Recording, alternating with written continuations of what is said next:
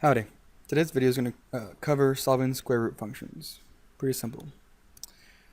Um, so steps when solving.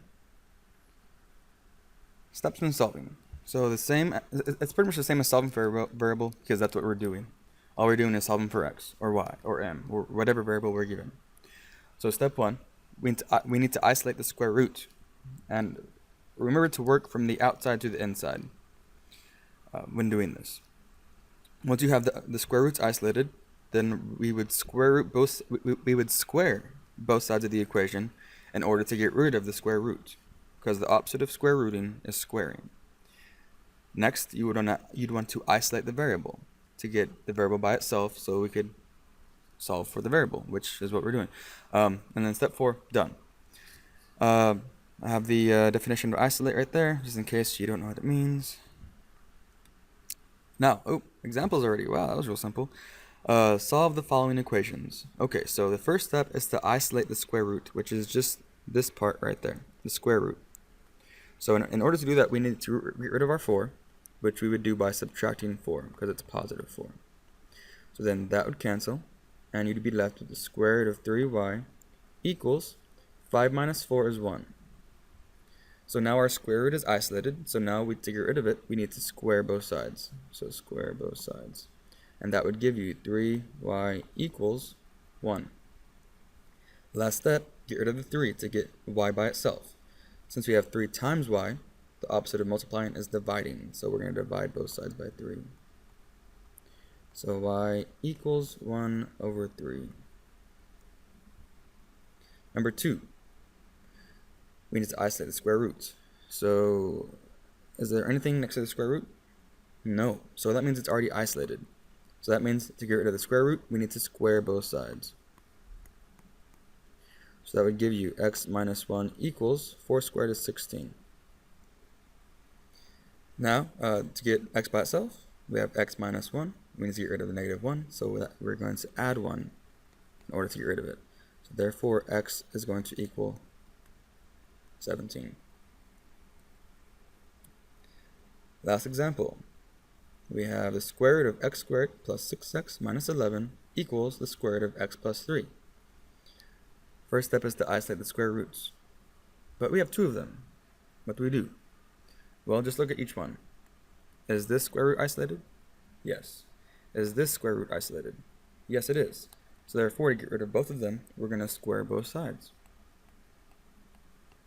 So that would give us x squared plus 6x minus 11 equals x plus 3. Now, as you see here, we have a square. So that means this equation is a quadratic equation.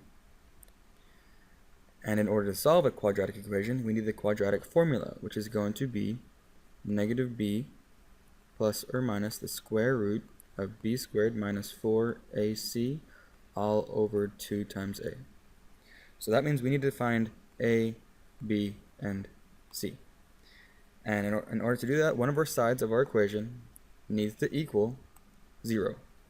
So in order for it to equal 0, we need to subtract both of these things away from the right side. So we're going to subtract x from both sides and subtract 3 from both sides. And that would give you x squared, and then 6x minus x is just 5x, and negative 11 minus 3 is negative 14 equals 0. So now we have x squared plus 5x minus 14 equals 0, which we can find a, b, and c. A is going to equal 1, b is going to equal 5, and c is going to equal negative 14. So now we can plug all of these into our quadratic formula.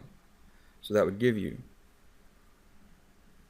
negative 5, because replace b with 5, plus and minus the square root of b squared, so 5 squared, minus 4 times a, which is 1, times c, which is negative 14. All divided by 2 times 1.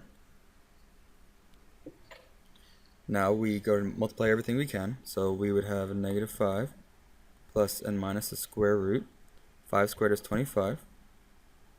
And then negative 4 times 1 is negative 4. Negative 4 times negative 14 is positive 56, so we'll have 25 plus 56. divided by 2 times 1 is 2. Now we add, so 25 plus 56 is 81. So we'll have negative 5 plus and minus the square root of 81 divided by 2. Next part, since we have this plus and minus there, we're going to split it up. We're going to have negative 5 plus the square root of 81 divided by 2, and negative 5 minus the square root of 1 divided by 2. So what's the square root of 81? It's 9. So we'll have negative 5 plus 9 and negative 5 minus 9. Negative 5 plus 9 is 4. So we'll have 4 over 2. 4 divided by 2 is just 2. So one of our answers is going to be 2. Now negative 5 minus 9 over 2 is negative 14 over 2. This just equals negative 7. Okay, so negative 7 is your second answer. So there we go. Pretty simple. Solve for x from your square root functions. That's it, folks. Thanks for watching.